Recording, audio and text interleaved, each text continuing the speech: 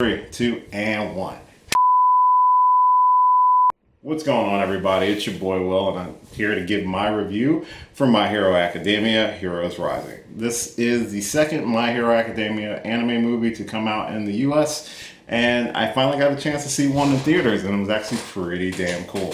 So if you are unfamiliar with what My Hero Academia is, it is a Japanese anime. It's very popular right now. It comes on Hulu, Crunchyroll. I highly recommend checking it out. The story of the show is basically about a school in a world where people having superpowers is very common. So the primary focus of the series is Class 1A. Consists of about 20 individual characters. Main protagonist of the series, his name is Izuku Midoriya. His superhero name is Deku.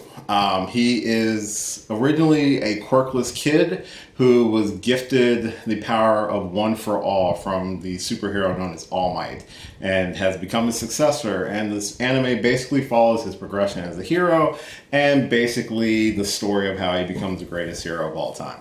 So that's the general idea of what the anime is. And this movie, it's hard to tell if this is canon to the actual series. So the current series is on season 4 right now. Like I said, you can check it out on Hulu, Crunchyroll, a lot of different platforms, and I highly do recommend checking it out. But this movie does take place within that world with the same group of characters, and Class 1A is tasked with protecting this island, who currently don't have a hero to protect it. So it's just the class, it's just the kids, basically doing hero work. This is their first time doing real hero work, and lo and behold, because Class 1A just gets attacked all the time, they have to deal with some villains that come to the island in order to protect two small kids.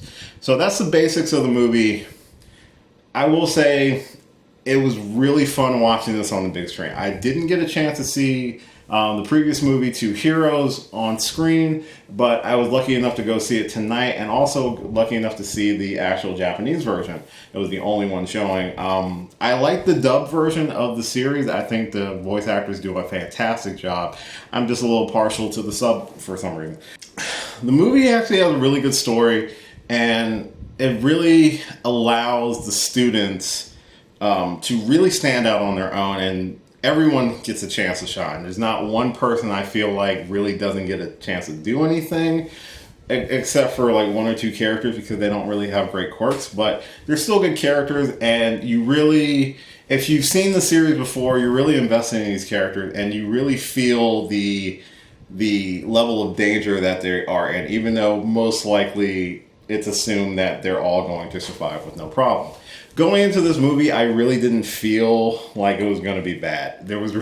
I was thinking on the drive over, is there anything this movie can actually do to make me upset? And I thought, not really. If you are a fan of the series, you're gonna love the movie. I think the action is fantastic. I think it really fleshes out more of Midoriya and Bakugo's rivalry and how they've progressed through the series up to this point.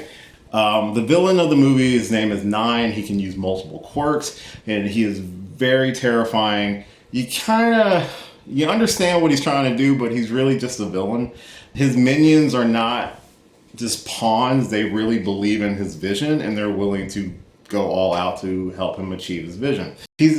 I love his design. I love a lot of the villain designs. I think their quirks are very unique and different and slightly OP. And it really forces Class 1A to step up and really push themselves to their absolute limits, which is amazing to see. It's really cool to see some of the characters who in the series don't get a lot of play. I may butcher some of the names, and I apologize, but Ayama, who he's a little glittery. He has a quirk that allows him to shoot lasers from his navel. It's kind of weird, but it's really cool. He really got a chance to shine, no pun intended, but he really got a chance to stand out and really show like the results of his training, and it was really dope to see. He's one of those characters that don't get a lot of play, and he's a funny, unique character. He has his own personality, and everyone in the class has their own personality. And like I said, this movie does a really good job allowing all of those personalities and abilities and to be useful and to be actually worth the time on screen.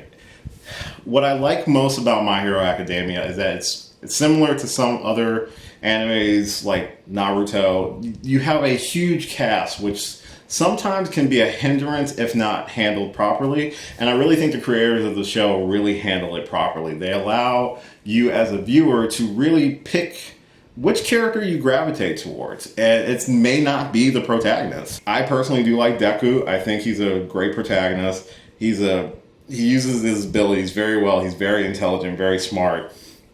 And he really just wants to live up to the legacy he's now charged with continuing. Similar to Bakugo, who is his rival, they've known each other since kids, they both want the same thing, but they both go about it different ways. They both have the same outcome, and they're both trying to be great heroes. And there's a lot of callbacks to the previous seasons, the progression of the characters, and we get a lot of hints and tidbits of where these characters are going. That's why it's hard to kind of tell if this is canon, because if it is, we got a lot of debuts of new tech for the heroes, new abilities, new, whole 9 yards.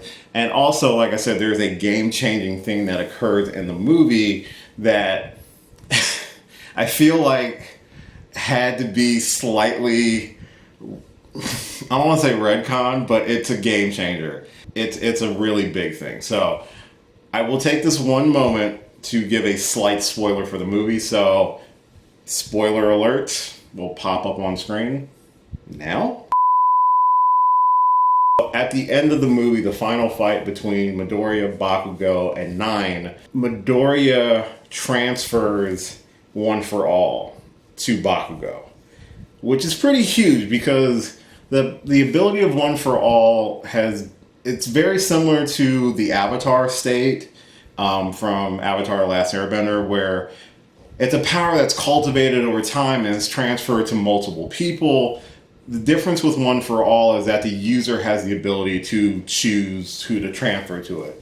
All Might chose to give it to Deku, and Deku chose in this fight to transfer it to Bakugo, because even though he transfers the power, he's able to still use One for All for a short amount of time after the transfer, depending on how much he exhausts the remaining power within his body.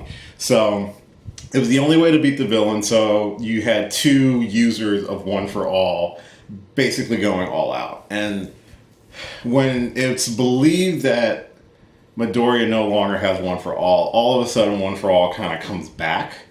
And it's hard to kind of determine with the subtitles because I was so engrossed and I kind of got a little teary-eyed because they played this particular song, which gets me every time. But anyway, it seemed like One for All decided to retcon the transfer and say it's still with Midoriya. So, and Bakugo has no memory of using One for All, which is kind of weird. So it felt like they introduced this game-changing moment in the series where Midoriya freely gives up One for All to Bakugo in order for them to both use it to win, but then realize you still have a series going on and you have to slightly retcon it a little bit. So it's interesting. I thought they were going to do something where it's like Bakugo would have been like, no, here's your power back. I don't want it. I got my own. I'll beat you my own way. That sort of thing. That's the only spoiler. Okay, so spoiler's done. So overall, there really wasn't any downsides to the movie, in my opinion. Obviously, I'm a big fan of the series. The only downside, I would say, is for a regular moviegoer, it's probably not your cup of tea. Granted, the movie does give you enough backstory that you understand what's going on. But to appreciate it on a grander scale, you kind of have to watch some of the series a little bit. And I think that's the only thing as a knock on a movie or any real anime movie for that matter, a Japanese anime, not an animated movie, but a Japanese anime movie, where it's based off of a currently running source material.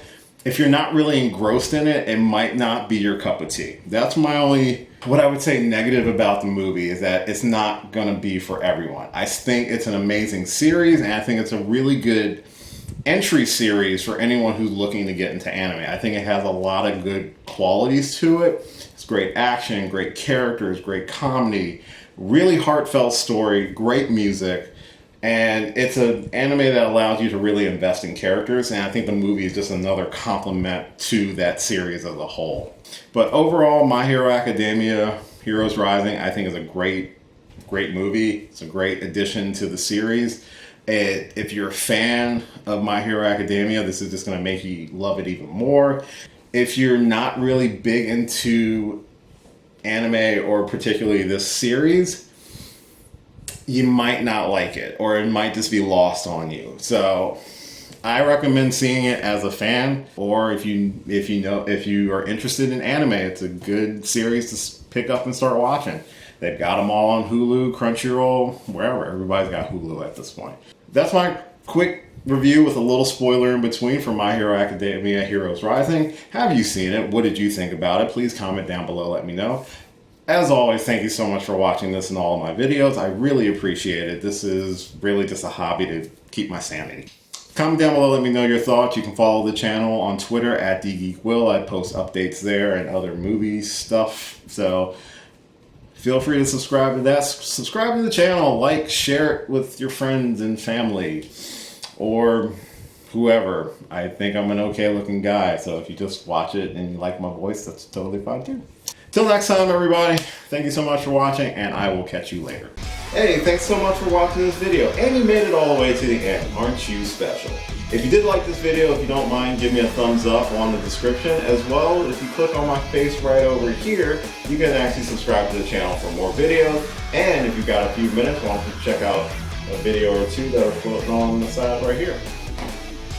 Later.